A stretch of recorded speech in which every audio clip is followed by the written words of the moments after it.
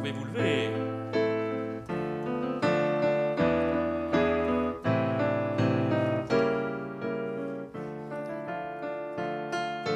Tapez dans les mains.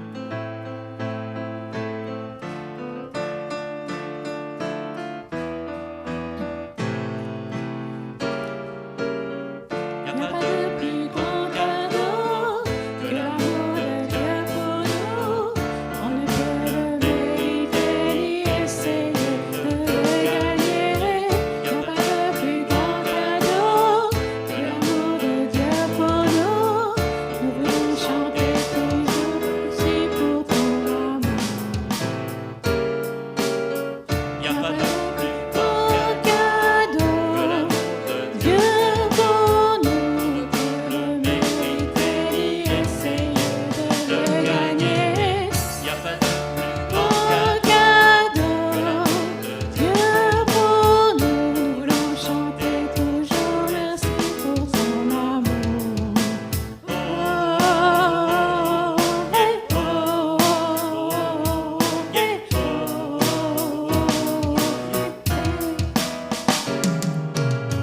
Y a pas de plus grand cadeau que l'amour de Dieu pour nous. On ne peut le mériter ni essayer de le gagner. Y a pas de plus grand cadeau que l'amour de Dieu pour nous. Nous voulons chanter toujours merci, merci, merci pour ton amour. Cadeau que l'amour de Dieu pour nous.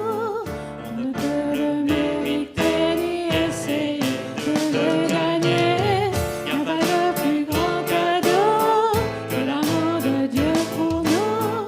Nous voulons chanter toujours merci, merci, merci pour ton amour.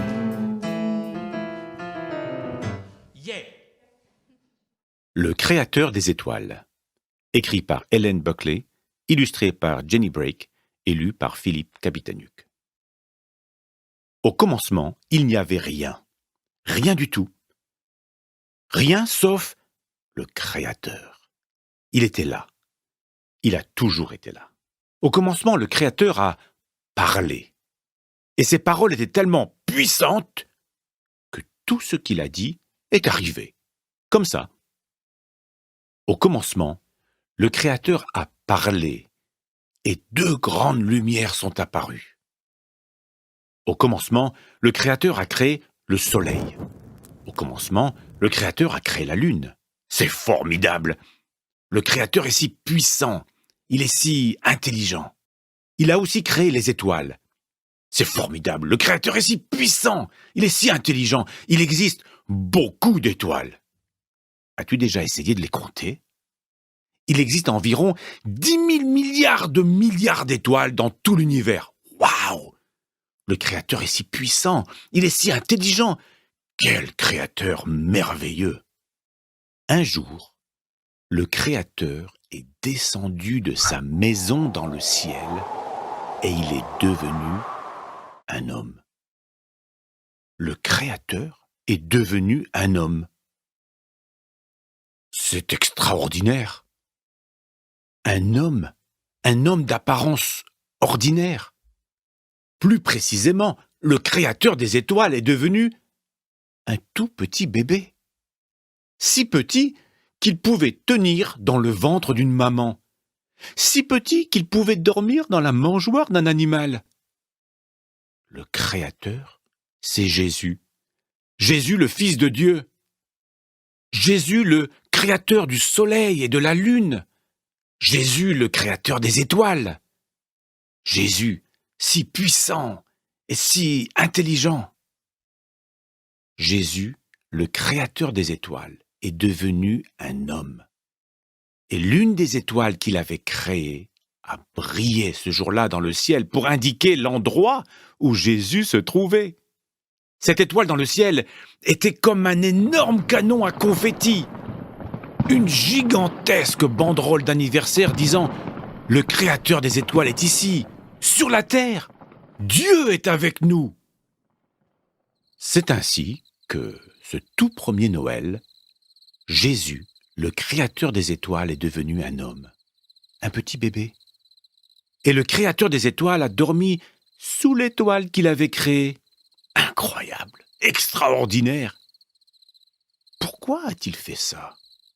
Pourquoi le Créateur des étoiles est-il descendu sur la terre? Pourquoi a-t-il laissé derrière lui sa superbe maison dans le ciel pour venir vivre parmi des gens ordinaires, des gens comme nous?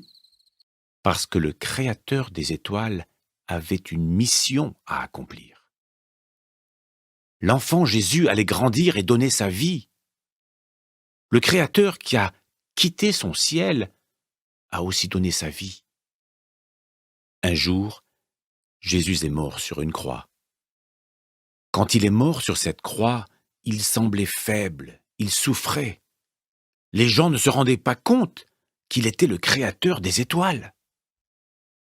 Mais là, sur la croix, Jésus était en train d'accomplir quelque chose de merveilleux, quelque chose de formidable, quelque chose d'extraordinaire. Il était en train de sauver son peuple. Il était en train d'ouvrir un chemin pour nous offrir le pardon. Un chemin pour que l'on puisse devenir les amis de Dieu. Le Créateur des étoiles n'est pas resté mort. La mort ne pouvait pas le retenir. Il est revenu à la vie. Il est vivant pour toujours. Il n'y avait pas d'autre moyen. Il n'y avait pas d'autre solution. Le Créateur des étoiles est devenu un homme. Au commencement, Jésus a parlé. Il a créé le soleil. Il a créé la lune. Il a aussi créé les étoiles. C'est merveilleux. Jésus est si puissant, il est si intelligent. Regarde les étoiles. Pense au Créateur des étoiles, Jésus. Le Créateur des étoiles qui est né, Dieu avec nous.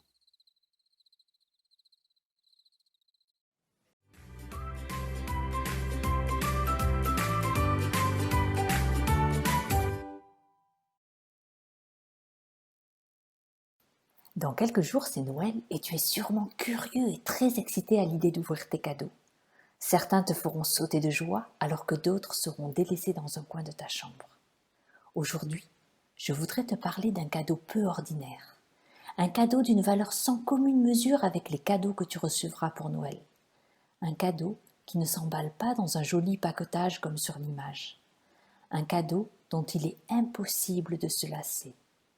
Ce cadeau, c'est l'amour infini de Dieu pour toi, pour moi, pour nous, comme on l'a chanté tout à l'heure. Alors, j'aimerais te parler un peu de cet amour immense de Dieu. Lui, le créateur de l'univers, infiniment grand et puissant, choisit de s'abaisser et de venir jusqu'à nous. Imagines-tu ? Il quitte la gloire de son ciel et les nombreux anges qui le servaient. Il abandonne ses pouvoirs divins pour se mettre à notre niveau et prendre la forme d'un homme, d'un bébé, Jésus, qui va naître à Bethléem. Demande à tes parents de te relire cette très belle histoire de la Nativité.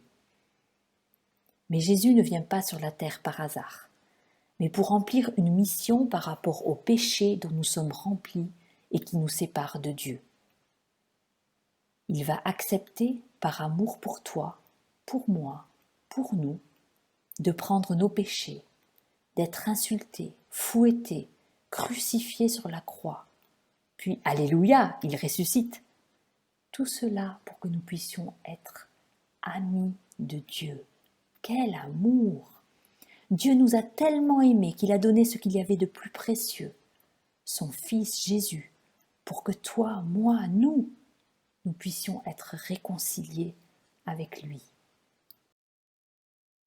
Comment répondre à cet amour immense ? Tu es d'accord, on ne peut pas rester indifférent. C'est une réponse personnelle à donner, et je te laisse y réfléchir avec ta famille. Il y a tellement de réponses possibles. Je vais te partager quelques éléments de ma réponse. Tout d'abord, je veux dire merci à Jésus pour son amour infini. Merci aujourd'hui, merci demain, merci après-demain, et j'espère que je serai toujours reconnaissante pour son grand amour. Je veux dire aussi à Jésus combien je l'aime. Avec mes paroles, mais aussi avec mon cœur, mon attitude, mes actions. Je veux aussi dire à Jésus que je veux rester tout près de lui, pour ressentir chaque jour son immense amour couler sur moi, me remplir, m'inonder. Tu sais, un peu comme un câlin que tu peux faire à papa ou à maman. Tu te blottis au creux de leurs bras et tu ressens combien ils t'aiment. Eh ben, je veux faire la même chose avec Jésus, sentir son amour. Et puis pour que les autres aussi, au travers de moi, puissent sentir cet amour de Jésus et qu'ils apprennent à le connaître. Je pense aussi à ce verset quand Jésus était sur la terre, il a dit « Ce que vous faites à l'un de ces plus petits qui sont mes frères, c'est à moi que vous le faites. » Donner à mon tour, cela peut être de l'amour, un sourire, du temps, partager ce que j'ai. Le faire aux autres, c'est comme si c'est à Jésus que je le fais. Alors j'aurai encore plein d'autres choses à dire pour répondre à cet amour immense, mais je vais te laisser réfléchir à ton tour. Quelle va être ta réponse par rapport au si grand amour de Jésus pour toi? Je te laisse remplir autant de cases que tu le souhaites. Je te souhaite un joyeux Noël et à dimanche prochain.